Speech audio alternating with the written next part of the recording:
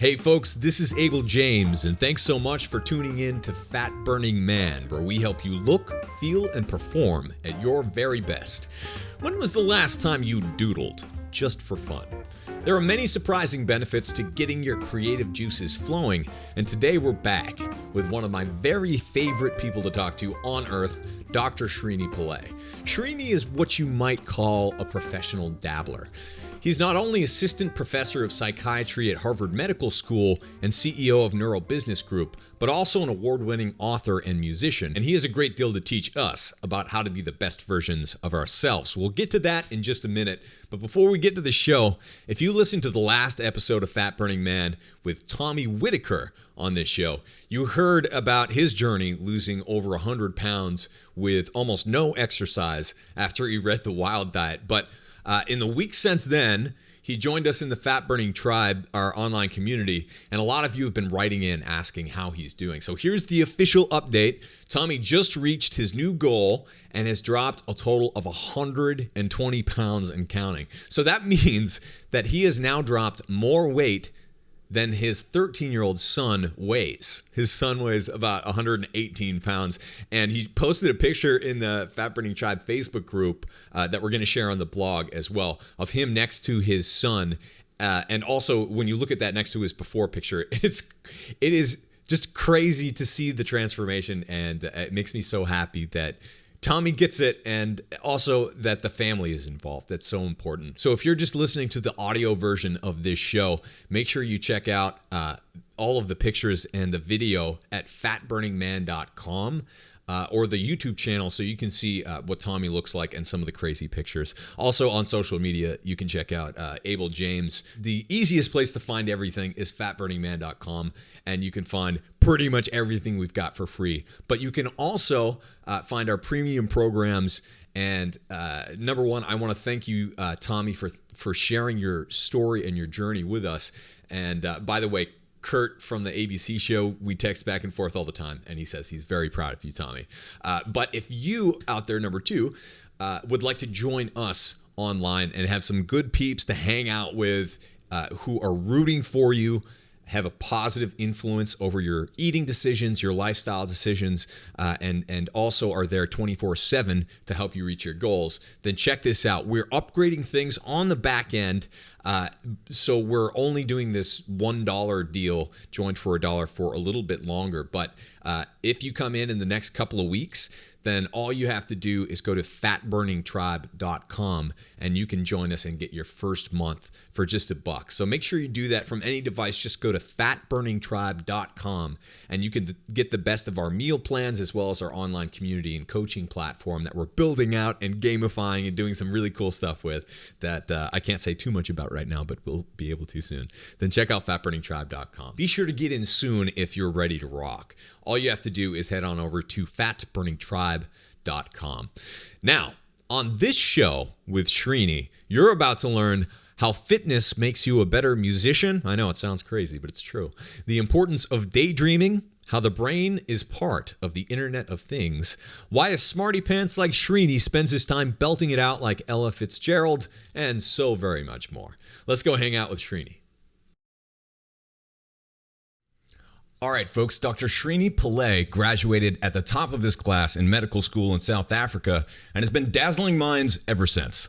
He's an assistant professor of psychiatry at Harvard Medical School, CEO of NeuroBusiness Group, and also an award-winning author. I even hear he's writing a screenplay, maybe a musical these days, and a bunch of other things. And I love that he's doing so many of them. We're definitely going to dig in today. His wonderful new book has perhaps the best title of all time, Tinker, Dabble, Doodle, Try. We're about to teach you how to upgrade your brain health and performance by having more fun. So Srini, I mean it sincerely when I say that you're one of my very favorite people to talk to, and thank you so very much for coming back on the show. Thanks so much for having me, Abel. I love talking to you as well. And I think whenever that works both ways, it's always a good sign. Totally. We're jamming. But I got to say this, for someone with Harvard credentials, you definitely use a lot of zany babble words. So Dude. At the same time, I know you know exactly what you're doing. So let's talk a little bit about the approach that you take with not only your new book, but obviously your life as well. It's not a straight line. It's not. No, I think there's a part of it that's sort of classical in the sense that I wanted to train classically. I wanted to have the foundations. Right. But I think the reason I went to medical school and the reason I worked so hard at medical school and the reason I studied brain imaging and then anxiety and the reason I kept doing my clinical work with my research was that I felt like I wanted to have some kind of basic foundation upon which I could improvise. Mm-hmm. And I think what I've realized since then is that you don't actually need that rigid a foundation, and that improvisation is just a fantastic way to lead a life because it helps you unearth the parts of you that are part of your real identity so that you have some sense of authenticity. Like I was talking to somebody today who actually is in the health space, and she was talking about the fact that, and she's a pretty extremely smart, confident person, and she was saying, I just don't I don't feel confident. And I was like, that's, no one in the world would say you don't feel confident. Yeah. And she said, well, what is confidence? And I said, well, there are a lot of models to describe what confidence is, but I think that confidence has to do with having at least a minimum number of self elements online in your brain so that you can be who you truly are. So if you're not into taking selfies and saying things that you don't want to be saying, then obviously feeling so forced to do that is not going to make you feel good about your life. Right. And so I feel like this non-straight line has something to do with the fact that I think life is about exploration, it is about curiosity, and it is as much about discovery as it is about thinking about what you already know. Like for me, discovery is sort of a major deal because I get so excited when I discover something. Right. And I think most people would. I think most people want to have that experience. It just feels initially unsafe. And it's also coached out of us through life, right? You go through school, you color within the lines. It is supposed to be a straight line. And once you get to the top school, you have to graduate at the top. Then you go to the next top school. Then you go to the next hospital, and then you're top there, right? And then the next residence, whatever. It just keeps going. And that doesn't sound like fun at all.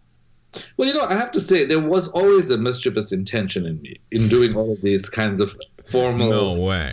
Like I always wanted to be able to say what I wanted to say about the fact that I don't think that education necessarily means that you're smart. I don't feel that formal education, but I felt like I had to go through it so I could be legit, because I didn't really want someone to be like, oh, you're just saying that because you didn't go through it. I was like, no, I did the whole thing. Yeah. And I don't feel like it's what it claims to be. I met so many brilliant people who've literally had very little education. Mm-hmm. I've met so many people with a ton of education who I feel just have never had the time or opportunity to express their smarts. Yeah. And so I feel like in the world, if there's one thing that I feel that truly drives me, it is ingenuity. I just feel like ingenuity is not about, whether you have a Harvard education or not. It's not about what you've learned about something. It really is about innate intelligence. Mm-hmm. And it's about trying to make sure that you can access that. I don't know, have we ever talked about this before in terms of the One Laptop for All project? A bit, but let's, dig in. Just that idea that you could drop a bunch of tablets in rural Ethiopia and have kids who've never seen technology figure out how to turn it on, sing ABC songs, hack Android. Right. What is that? Within months. Yes. And what is that when you can access that awareness without a formal education? I did a similar thing when I launched a piece of technology myself to a group of highly educated executive coaches, and no one wanted to go anywhere because they had not been taught how to do it. Right. So I feel like, to a certain extent, formal education in of itself definitely has a place for certain people, but there are a lot of people for whom it's just by itself, it really sort of, I think it makes them feel down about themselves because they can't grasp the elements of a formal education, right? And they confuse that with intelligence. Yes, and they think that they're being taught something, or they expect to be taught something, right? As opposed to actually actively learning something. And you get a real taste for that when you get out into the real world, where you get your first real job, right? And you're measured on completely different things, like your results, which actually matter, as it turns out. Well, there's part of the thing, one of the things I referred to in the book was this amazing school called Brightworks that I actually visited in San Francisco. And they have a summer camp called the Tinkering School. And when I went there, I was thinking, this is like, my parents would never have sent me to a school like this. It sounded way too free, way too something. And I had my doubts about it. So I was like, well, let me just go, and if I really am a scientist, why don't I go just look and observe and see what I truly see? Mm-hmm. I saw some things that truly astounded me. I can actually say I visited many schools in my life. I have never been to a school when on a Friday afternoon, the kids are on the verge of tears because they don't want to leave the school. Wow. When have you been to a school where people are like, oh my God, I'm going to have to go home on the weekend? Right. Like, I don't want to be without school. And that's because they arrange their classes in bands, not by age group. Mm-hmm. So you have like, a 7 or 8-year-old talking to like a 15-year-old. Yeah. They have themes, and they base their whole education on ingenuity. And you may think, well, this sounds too free, but by a certain grade, and I forget the exact grade, they're 2 grades above the national average in reading. Wow. And in writing. So there's something about the fact that this education does stimulate a brain, and that even when you use conventional measures to measure advances, discovery stimulates intelligence. And that was a big piece of why I wanted to write Tinker. Yeah. Because I just feel like a lot of people don't want to tinker, dabble, doodle, and try. They want to. It's scary. Yeah, it's very scary. Yet if you look at a lot of people, and I mentioned some of these people in the book, people like Carrie Banks Mullis, who got the Nobel Prize in biochemistry for discovering PCR, which is a way of duplicating DNA. Without his findings, we wouldn't have been able to have understood many of the genetic bases of many illnesses. Mm-hmm. He was exactly every scientist's nightmare. I mean, they would say he's not following this, point-to-point thinking. He was driving with his girlfriend. He was in a car. He had a bottle of wine. Suddenly, he's going from Berkeley to Mendocino. He starts seeing this lurid pink and blue images. His mind starts sorting out things. It's in that unfocused state that we get to experience what this fullness of our intelligence is. And I like anybody else, I'm for focus. Like, we wouldn't be able to be here if I didn't know I had to be here on time. Right. But I think that focus on it by itself is really not enough in terms of having some kind of meaningful life. The thing you referred to at the beginning of the conversation, which is what is this nonlinear piece? Mm-hmm. The nonlinear piece is about recognizing, and having learned over time, I think I would have done this even if I didn't know this, but I think the focus and unfocused networks work together in the brain. And if you have focus, it leads to complete fatigue. But when you have focus and unfocus, then when the focus networks are overworked, then the unfocused networks take over, and you can recycle the energy for your attention, become more creative, you become unstuck. So, I think that there's a lot of a good, sound biological argument for why it is that we need to build these periods of unfocus into a day to help us more. I think that that's sort of, every time I talk to you, I realize that there's one more thing we have in common, which is, I think I knew intuitively the very first day I met you, which is why there was this kind of explosion. I was like, what is going on with this person? Like, what? It's like a dog seeing a dog and being like, right, for sure. About this person. It's like we got together for the first time. If you're listening to this, we got together for the first time, and we both looked at each other, and we're like, you're way weirder than everyone else here. And then we just hung out for like the rest of the conference. Yeah. No, and I remember that feeling, and I felt like I was talking, but somewhere underneath there was some kind of growl, like some kind of primitive communication of information. Right. And so I had no idea that you had a background in neuroscience, for example. Like, I was like, you seemed music at the time. We were at a health conference. Yeah. No idea. In fact, today, when you were telling me about the Tim McGraw stuff, I was like, what? And I told you about the musical. I was like, well, I guess I'll tell you about the musical because It makes sense, yeah. Yeah. But how would you say it makes sense? So people are listening to this who are like, well, what are these guys chatting about? Like, why are they... It's getting meta all of a sudden. Science, health, and music, and communicating some kind of message. Here's what some people ask me. They'll come up to me and they're just like, wait a second. So you did like the podcasts and that went to #1 and you published a bunch of apps and you published a book that did really well and you were on an ABC TV show and you also play music with like the Tim McGraw band and go on tour and do all that stuff. How do you find time to do all of those different things? And to me, they don't all happen at the same time.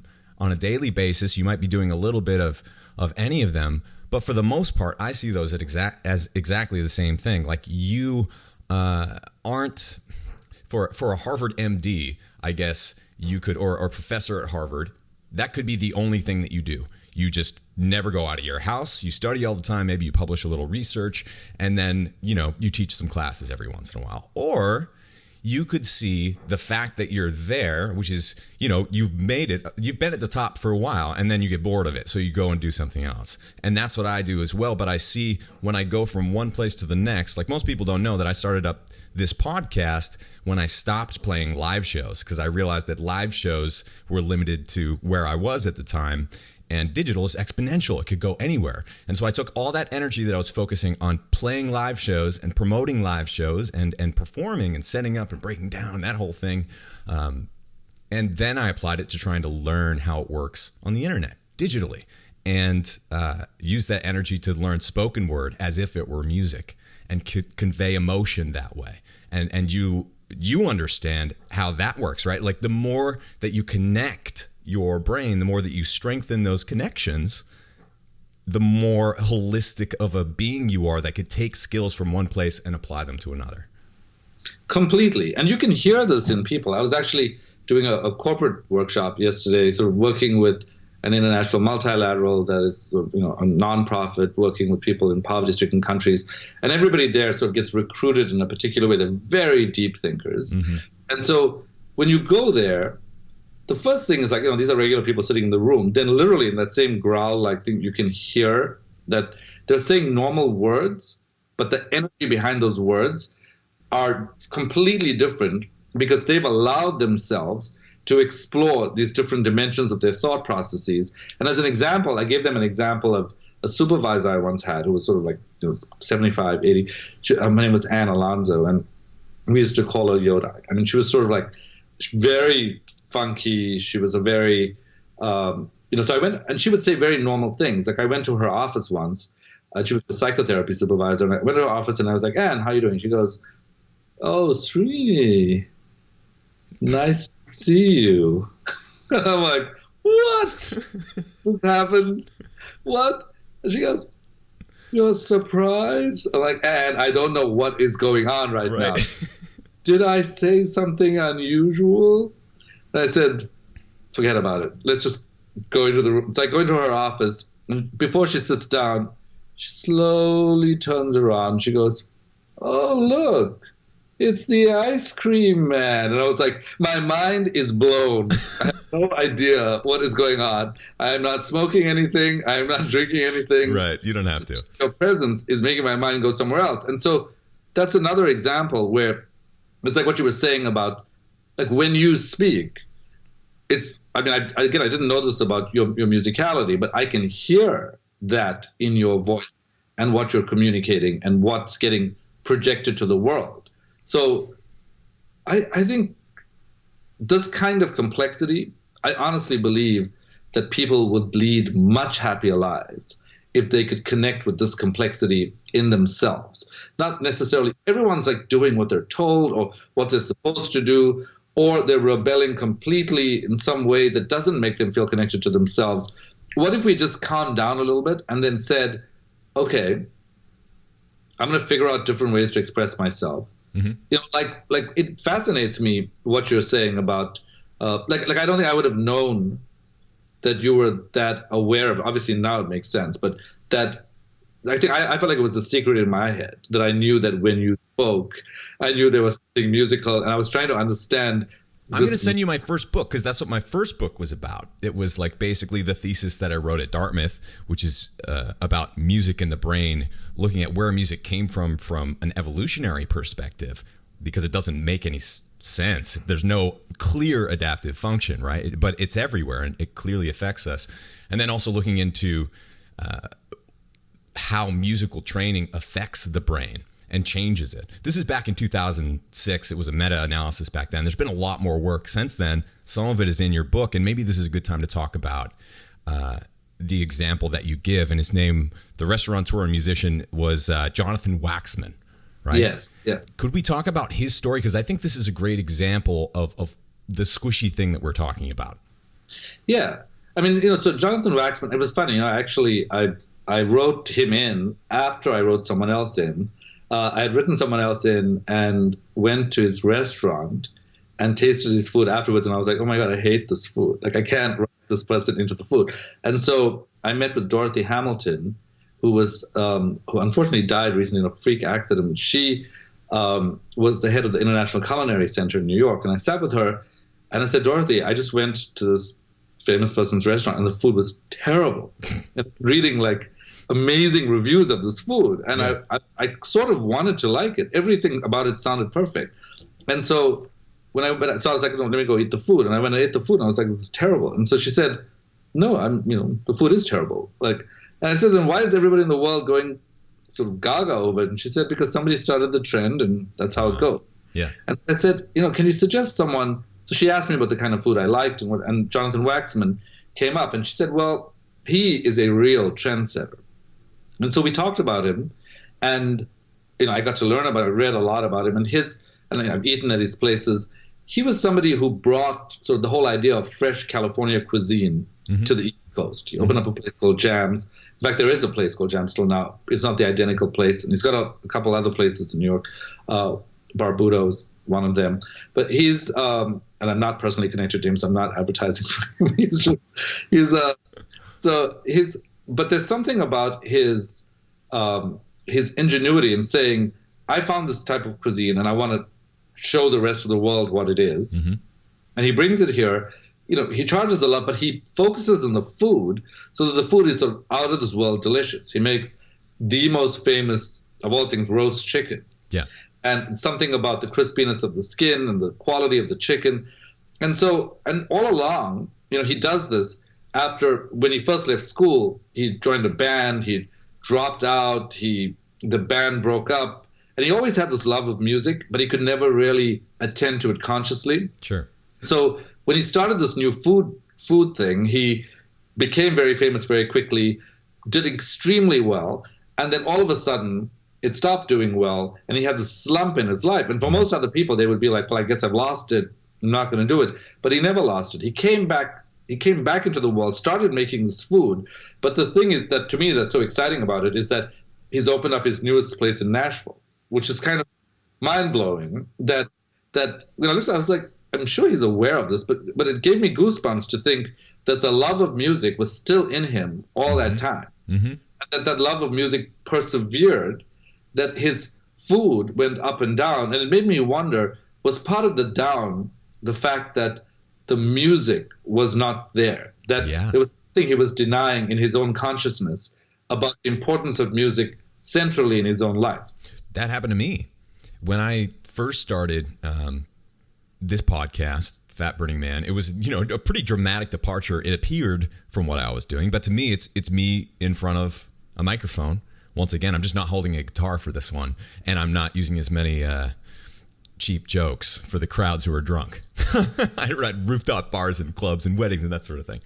But a very similar experience happened to me because I stopped playing music and I worried that I would go insane. Because that was the thing that when I was a kid, I had some negative examples in my family of people who I didn't want to be, things I didn't want to do. So I was straight edge, didn't drink, no drugs all the way through high school. And music was the thing that I would use as that outlet. It was when one of my best friends and my cousin died. It was so traumatic for me. I couldn't cry. I was just numb. There was nothing there. And so the only thing that kind of cracked that open is if I would go up to my room, try to play along with like Jimi Hendrix or Stevie Ray Vaughan or someone really fast and hard and just play until I couldn't keep up anymore. And then I would just collapse in tears and let everything go. And that was the thing that I was worried I wouldn't have anymore when I stopped touring and I stopped playing music for a while. And I went through a huge up and down journey throughout all of that. I've got to say, it's like, it's tough, and sometimes the music isn't there, but it's not just the music, right? Sometimes the fat burning man isn't there either. You kind of have to go where the energy is. And that's how you write a book. That's how you write a good book. You don't crank them out year after year, year after year. Right. They come to you and they're always about a completely different thing than maybe you were expecting, right? Yeah, no, so much of what you're saying is resonating. So as I speak to you, on the wall in front of me is a picture of Jimi Hendrix. And that's awesome. And so I'm insane about Hendrix. I actually collect iconic rock art because I love what it is. It's also a picture when you enter the house on the left-hand side, it's a picture of the Rolling Stones biting each other from the album Love You Live. Because there's something about the intensity of that feels like so not okay and so amazing. So so I think, so for me, I took music very seriously. I studied it at school. I did really well. I started playing sort of classical music, concert piano, and then I went to medical school, and there wasn't time to spend 7 or 8 hours a day practicing music. But music is one of those things, unlike other competencies, which when you lose it, because you've been in love with it, it just never, ever leaves your mind. Right. And so, a couple of years ago, I was like, okay, I've been tinkering on the piano and playing a little bit and composing songs and could never quite find my way. Mm-hmm. Then I decided I'm just going to literally go on Thumbtack and try and find a piano teacher in the area. Wow, and so great. I was like, but to make myself feel better about losing my competencies at classical piano, I'm going to try to learn jazz piano. So I found someone, he came over, and he actually admitted to me recently, he was like, when I first met you, I was just I didn't know what to do with you. I was like, this guy, I'm used to going in, revisiting scales, thinking about pieces you might like to play. And I started off in a very sort of, nice, normal way. I wanted to play It Goes to My Head, and it was sort of like a nice, Ella Fitzgerald-y kind of pace. Yeah. And then someday I was, I need to re-explore something. It's like I don't feel good about losing my competence at playing. I don't feel like I found my voice in the world. Mm-hmm. And I feel like part of that is going through the ugliness of whatever sound I think I'm producing when I'm singing. Yeah. And whatever Bob Dylan did when he was like, I don't care what I sound like, I'll have a message and I want to communicate it. Mm-hmm. It was always very inspiring to me, because I was like, if any human being in the world had a voice like Bob Dylan's, they might be afraid of it or showing it. Yeah. Yet the fact that, at some point I just got up on the piano and I was like, you know what, the one thing you don't lose is musical composition. So can you just go to the piano and I'm going to start singing? And he was like, what would you like to sing about? And I was like, no idea. Yeah. He was like, well, is there a theme, a key, a genre? And so I initially actually started composing really cheesy R&B songs, like cheesy R&B love songs. And then I was like, something about this, I thought that's what I was going to start singing, but I ended up singing this music that was like Cole Porter-ish. And so as I started singing this, and he would play on the piano, and he was like, I don't know what's going on here, but something. And I was like, yeah, let's just do this. And to make myself feel productive, I was like, well, how about I do like a song a month? But then it changed to like a couple of songs a month. And I gave myself all kinds of challenges for exploration. And people will say, well, that must be some secret thing you knew about yourself, or maybe you knew you could do it. It really wasn't about that. It was about the fact that I was searching for the love of music because my life felt too incomplete without it being manifested. And so I was like, I need the music back, because in a weird way, it helps me study neuroscience. And in a weird way, it helps me look at biotechnology. Yeah. But all of that felt emptier, and it felt, like it had something skimmed off it that I was not happy about. Yeah, exactly. And here's the weird part. After like my break that we were talking about as well, when I came back after not playing music for almost 2 years, I didn't really play guitar, saxophone, clarinet, piano, sing, or anything. I was just kind of getting this stuff off the ground, and trying to liberate myself from a day job that I needed to help support myself, right? When I came back after not playing, I was much better. After I got my chops back, it takes a few weeks, maybe a few months to get your chops back, your technical skills. But after that happened, I was so much better. And you can hear it in my music, in my recordings, in my live shows. It's like what I learned from podcasting quickly improved my music and my writing and my other stuff. And now I'm like so excited. I want to do live shows again, and like doing a Broadway show or something like that sounds like a really scary challenge. And that's how you know that that's exciting to you, right? Like that's how you know that you can channel that into something amazing, because it scares the crap out of you. It's completely scary. I think one of the ideas I mentioned in the book is this whole idea of self-esteem maintenance for self-esteem optimization. And I think a lot of people live their lives trying to maintain their self-esteem, right, not wanting to optimize it. But the problem with wanting to optimize it is you've got to go every new stage, you've got to disintegrate, reintegrate, disintegrate, reintegrate.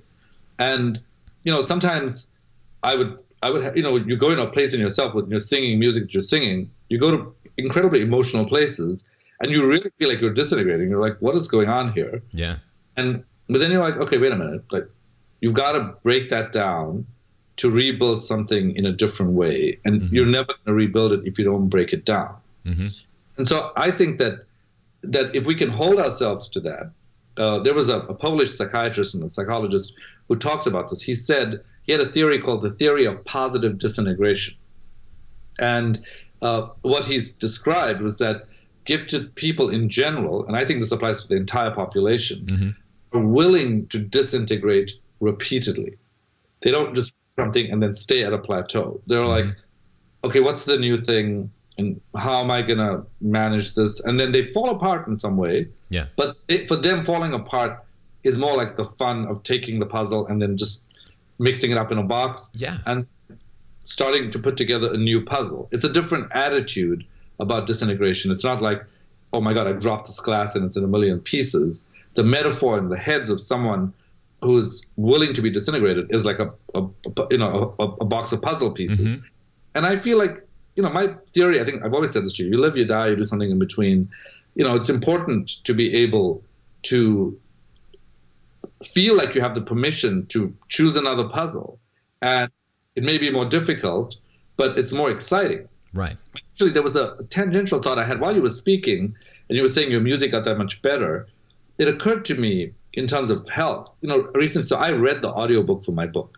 And I was I wasn't really looking forward to it. I was like, oh my God, I'm going to have to read everything I wrote in the studio. I had no idea what a workout it was. Oh, it is, yeah. I was thinking, reading in a studio for 3 days, like whatever, that's not going to be that hard. Yeah.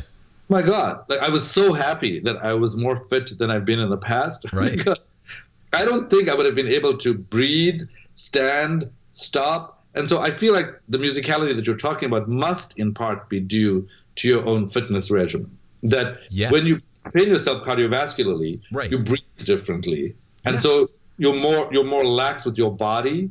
You just have a completely different relationship with the microphone.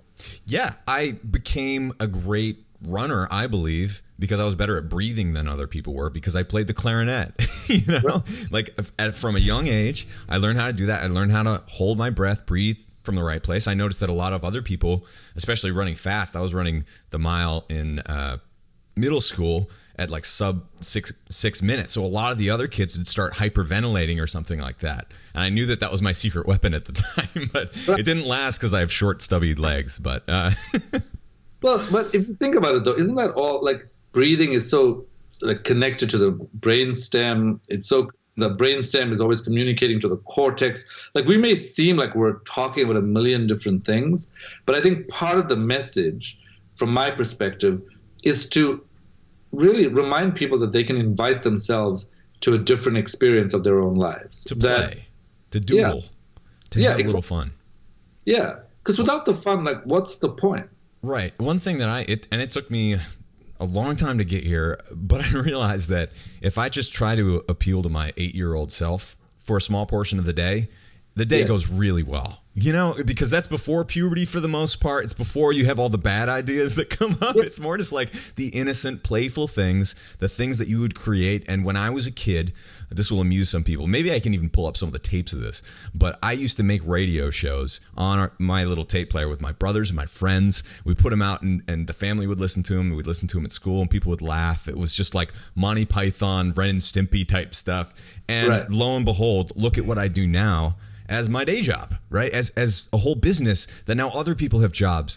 And it's so I think it starts off as something that's a little bit, it's like, why would I doodle for 5 minutes a day? Why would I write in my notebook or my journal? Why would I try to learn a new instrument? And that's why, because eventually you're on Broadway. Well, as you were speaking, I was thinking, I was trying to restrain even a higher degree of weirdness, because I was thinking that when I listen to you, there is some kind of spiritual thing, which I think is an integration of different levels of consciousness that, and I sort of relate to how you feel about a microphone for some reason. Like there's something about a microphone, because you have a platform for connecting with something much larger than yourself and further than your immediate environment. Right. It stands as a metaphor for the fact that you can connect with something much, much larger than who you are or where you are. Right. And I think for the most part, people make their lives smaller because there isn't this platform where they can connect with other people. And I think for you, when I watch you in front of a microphone, it reminds me of the kind of delight I have when I'm sort of in front of one, because I feel like it's just the resonance of that sound. Yeah. That makes you feel like you're connecting with this largeness. And I think what that does is it reminds us that we're connected anyway. Right. And again, this may seem just philosophical, but I honestly think it has implications for people who make technology. It has implications for how you live your life on a day-to-day basis. If we stop thinking about ourselves as being isolated and realize that being connected is not a choice, it just sort of is true. Like, we've got brains in our heads and holes in our heads.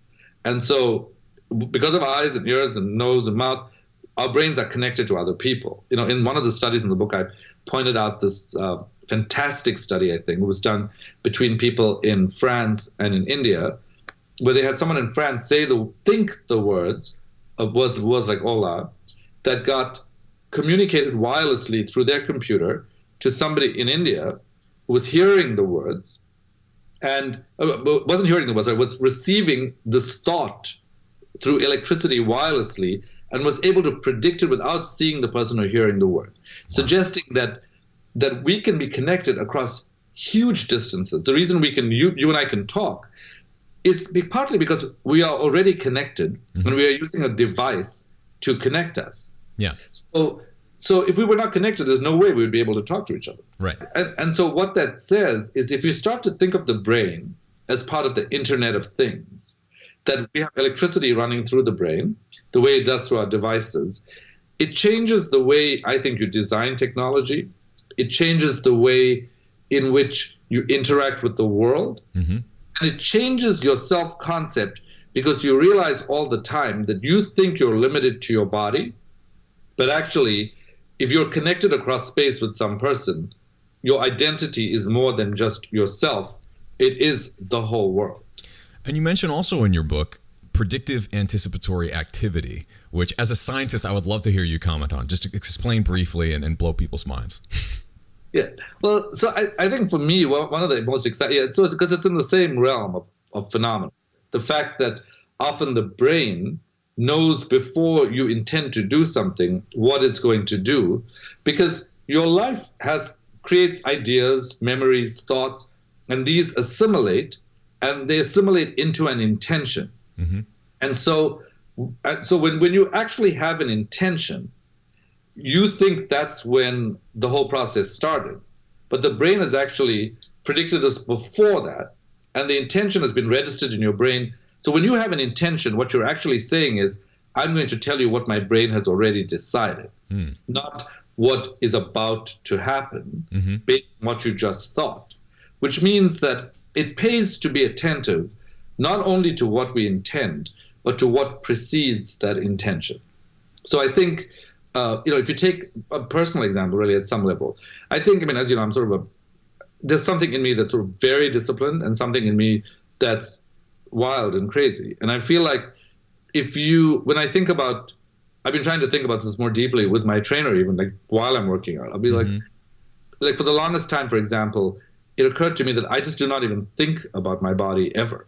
Like I don't even consider it in any way. It doesn't, never thought about it, put on weight, lost weight. My life has felt like it's been what I wanted it to be. What's interesting is that if you look at stuff before your intentions, you will find ideas that may be influencing your intentions, which are then influencing your actions. And I think for me, part of that was, and I think this is true for pretty much everybody I've seen in my practice and people in the world in general, we all want to express ourselves. We're afraid of losing control, and we're afraid of that point where we're going to start doing something we're going to regret. Yeah. So we keep ourselves in line so that we don't get to that place. In general, that's probably a decent idea, and it's considerate of other people and that kind of thing. But if you're someone who you know gets into this altered state of consciousness without any drugs or alcohol, and you know that you have this part to you, it may actually prevent you from making something happen that could lead to more frightening consequences. So part of my thought was, if I start attending to my body and become fitter, even though I don't really think about it, what if I got carried away by whatever new level of attractiveness existed, that then made my general disinhibition even worse? And so part of me was like, well, that's kind of a dumb thing, because I want to, part of it is health, and part of it is wanting to live longer and walk stronger and do that kind of thing. So I feel like by realizing that, I realized that my intention to be like, to take it easy and do what I could when I could, that had some sensibility to it. But there was a part of it that made no sense, because I was not focusing on becoming healthier, because I was afraid that becoming healthier would change the way I looked positively. Right. And if it changed the way I looked positively, it would somehow affect how I was using my body in ways that I felt had become irrelevant. And so I think the thing that keeps most of us away from the fullness of what we are is that when you decrease the hold of the frontal cortex and you start integrating parts from your brainstem and the other emotional centers, you are less in control.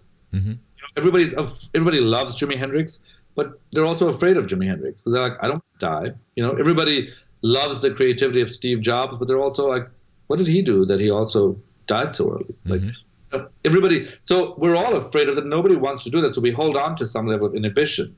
But I think for every person, it's different. And if we look at why we're inhibiting our successes, we'll see that at some level, we're afraid of our own freedom. In the book, I point out this theory of Kierkegaard, which I had lots of fights with my editor about. My editor was like, Kierkegaard should not be in this book. And I was like, why? Like, I think, and we got to see eye to eye with her, but she was like, this is not a philosophy book. And I said, well, it's a book in which I'm communicating what I can. I don't, just because he's got a strange sounding name, which I also have, doesn't mean like nobody should hear about it. And so we talked about it, and somebody asked me recently about daydreaming at a conference that I was doing in London. They were like, I buy your thing about daydreaming and unfocused. I get my best ideas in the shower when I'm lying in a hammock. That's where my best ideas come to me. But I feel so guilty when I'm daydreaming. I feel like I'm off task. I feel like I can't do what I want to do. And so my thought to them was, so they asked me, why do I feel guilty when I daydream? And I said, well, daydreaming is a microcosm for the freedom of your mind. And as much as we all say and pay lip service to the fact that we want to be free, as Kierkegaard pointed out, we are intimidated by the dizziness of freedom. So much so that we will add these different balls and chains to our lives to keep ourselves captive, so that we don't have to be dizzy when we are that free. Yeah. That was another reason to keep building on the same example. I started this show because it got easier and easier to build over time, like you were just talking about. I mean, when you started it, what was that? Was that dizziness there? Okay, so it's the same thing as like, if I'm going to play a show, it always has to come with a context.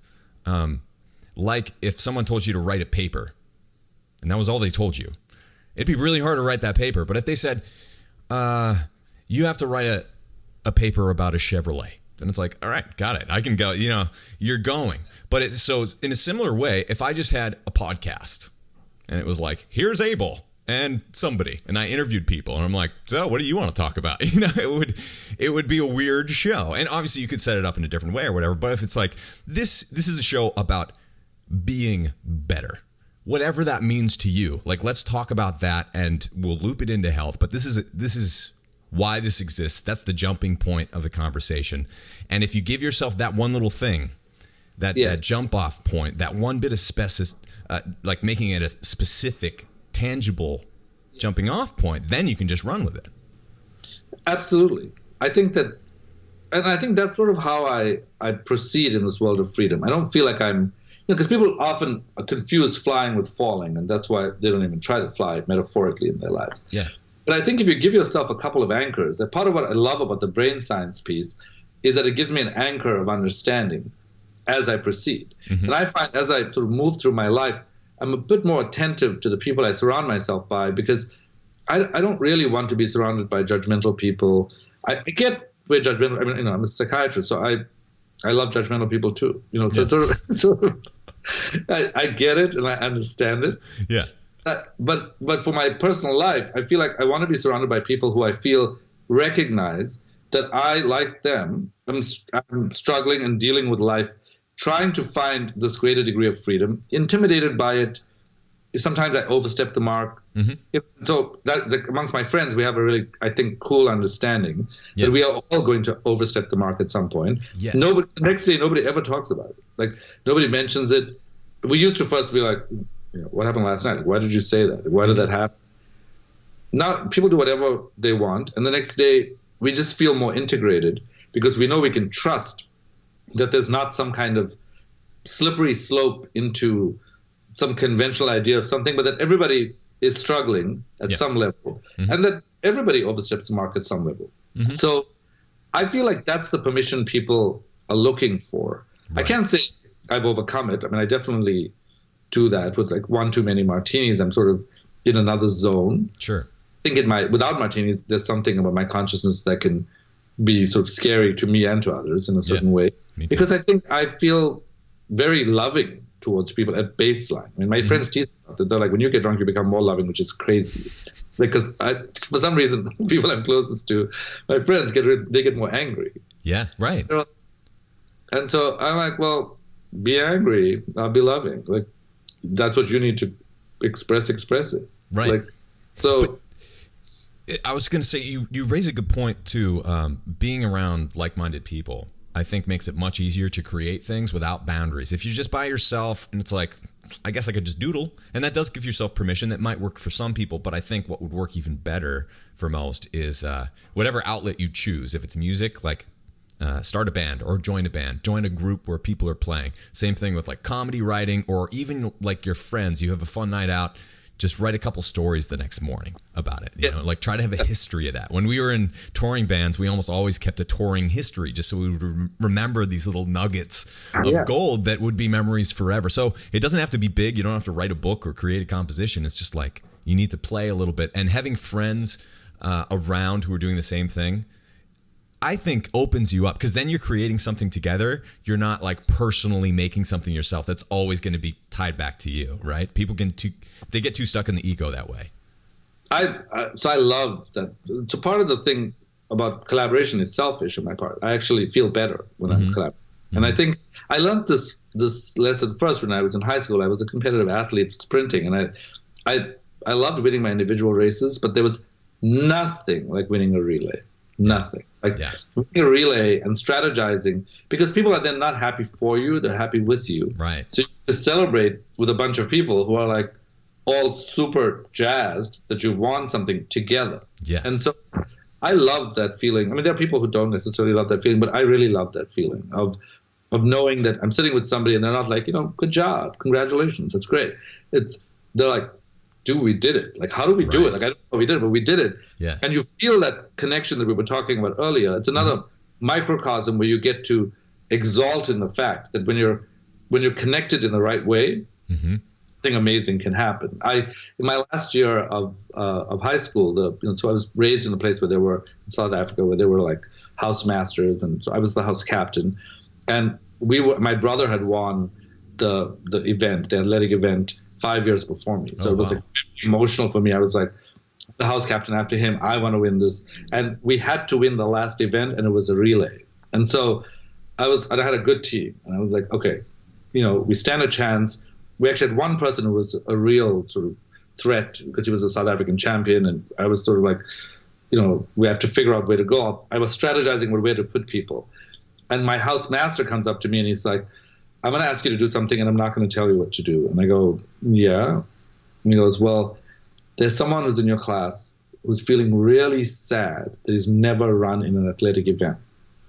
And he really wants to run this race. And I look around and it's somebody who's like completely out of shape, who's not a runner. And I'm like, how am I going to make this decision? Like, what?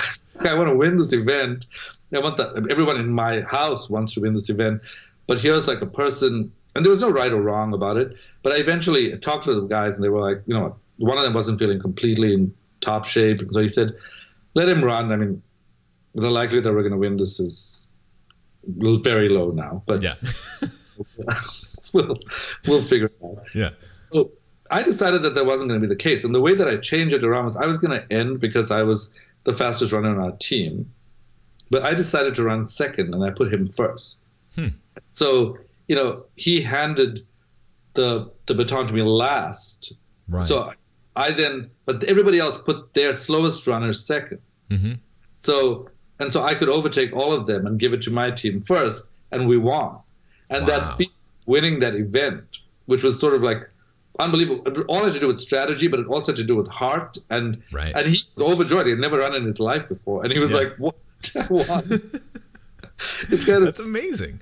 Yeah, no, it's one of those things I always talk about in a certain way, because learning that feeling of the relay is what made me search for the kinds of business opportunities that I want. That I think I love bringing my own stuff to the table, but I really love when there are different ideas and we can put it together and we have some kind of team effort, and then you make it to the finish line together. Yeah. So I think as long as there's no madness about everybody else's madness, it works out really well. Right. I think so too. And I can't believe it. We could talk all day, but we are coming up on time. So before we go, could you tell folks where they can find you and a little bit more about your new book? Sure. So you can find me on drsrinipillay.com. That's DRSRINIPILLAY.com. And the new book is Tinker, Dabble, Doodle, Try. Unlock the Power of the Unfocused Mind. And you can find that on my website, or you can find it on Amazon, on Barnes & Noble. I have to tell you one thing about it, which I think is really funny. So we also sold the rights of the book to the UK. And the UK decided to change the title because they thought it was a little too playful. Really? And so they changed it to Think Less, Learn More, which is and Unlock the Power of the Unfocused Mind. And they asked me to remove some of the sort of more frivolous American examples that I had in the book, which I did. And then America is frivolous. That's a British thing to tell America, yeah. They're like, really, Ryan Seacrest? You need to remove Ryan Seacrest. I'm like, why? He's a nice guy. I mean, he did like awesome stuff. Like he's inspiring. Like what? They're like, no, like we're removing that. In fact, I think they even removed Jonathan Waxman from the book. They kept sort of Jeff Bezos in the book and a couple of other people, but one of my favorite things of all was, so the Netherlands example sort of means the same thing. It's minder focus, meer effect, which is less focus, more effect. But the Italians wrote me this very long letter of suggestion and apology. And they were like, "Dear Dr. Pillay, we very much respect that this book is amazing. We really want to acquire the rights of it. However, we want to explain in advance that our inclusion of a genital in the title is not meant to imply anything sort of negative. It's really, in Italian, even though there is a reference to genital." I was like, what are they talking about? How did they put genital in the character? And I asked I called my editor. I was like, what are they talking about? How did they put a genital in the character? And she said, oh, they want to change the title to The Power of Round. I like that title. That's pretty funny. I was like, well, that's for Italy, you said? Yeah. I could see how that would work in Italy. Yeah. I was like, yeah, I like that title.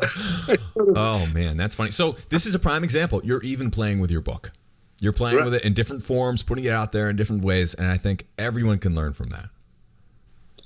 Thank you. Well, thank you for having me. It's always so fantastic to talk to you and to share it with your audience, because I feel like, this is a journey where we get to talk, we get to interact with people, and hopefully get to touch lives where people feel like, what my hope is that people recognize, and this is sort of a very big change and passion of mine, which is that I am now going to really declare very, very strongly that I truly believe that intelligence is innate, that interactions can bring that out, but that if we don't dare to connect with the most powerful versions of who we are through different stages of life, we're losing out. And the struggle, it's not always easy, but I think as long as you make it fun, it's a pretty enjoyable way to live a life. And that's how you build invisible intelligence. And that's what you've got in spades. So thank you so much, Srini. It was, I would do this every day if it were up to me. So I look forward to chatting with you again soon. I know we will. Yeah, I do too. Thanks a lot, Abel. Hey, you're still listening. That's awesome. Thanks so much. Now we're about to share a very special video that was created, written, and performed by Dr. Srini himself. I really hope you enjoy it. It totally made my day. Here we go.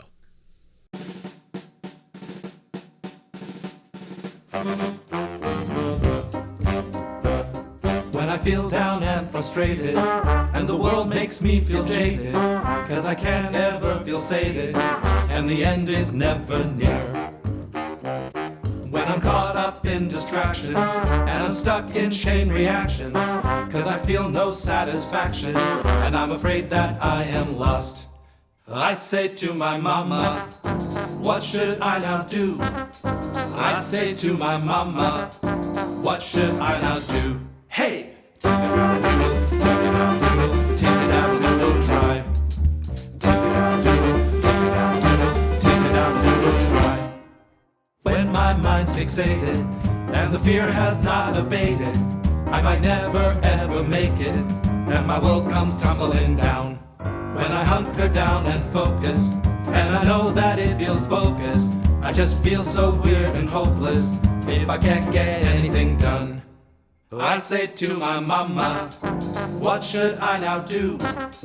I say to my mama, what should I now do? And she said, take it out, doodle, take it out, doodle, take it out, doodle, try. Take it out, doodle, take it out, doodle, take it out, doodle, try.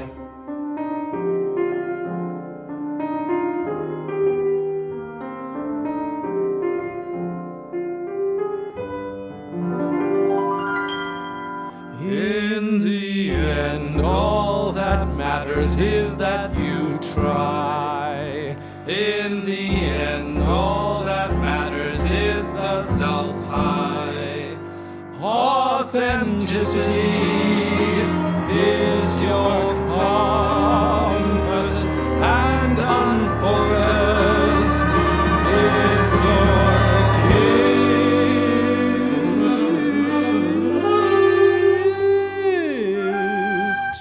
Tinker-dabble-doodle, tinker-dabble-doodle, tinker-dabble-doodle, try. Tinker-dabble-doodle, tinker-dabble-doodle, tinker-dabble-doodle, try. Tinker-dabble-doodle, tinker-dabble-doodle, tinker-dabble-doodle, try. Tinker-dabble-doodle, tinker-dabble-doodle, tinker-dabble-doodle, try.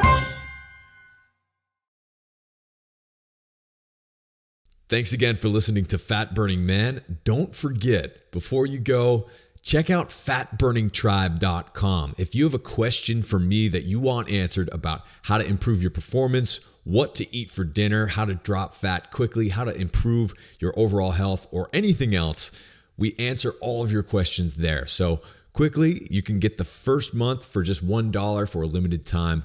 Check it out at fatburningtribe.com. All right, I'll see you there. Thank you so much for joining us on this episode of Fat Burning Man. If you liked it, don't forget to hit the subscribe button on iTunes, Stitcher, YouTube, the podcast app, or wherever else you might be listening to or watching this show. Got a second? Please leave me a quick review on iTunes. I always love hearing from you, and if you think someone else might like and benefit from this free show, please take a second to share it with a friend or with a family member. You can get in touch with me on Twitter at FatBurnMan and Facebook by typing in Abel James or Fat Burning Man. Drop me a line anytime. Did you know that I've recorded over 150 episodes of Fat Burning Man, winning 4 awards in independent media and hitting #1 in more than 8 countries? And here's some more good news. You can download and listen to every single episode for free. All you have to do is type in fatburningman.com. I'll give you a second to type it in, fatburningman.com. And you'll get all the show notes in video and audio versions for all the past episodes of Fat Burning Man. Better yet, enter your best email at fatburningman.com, sign up for my newsletter, and I'll even send you a quick start guide to start burning fat right now and a few of our ridiculously tasty recipes as a special thanks for signing up. Once again, just go to fatburningman.com right now, enter your best email to get your free fat burning downloads straight to your inbox, and make sure that you never miss a show again. This is Abel James signing off. Thanks so much for listening, and have a great week.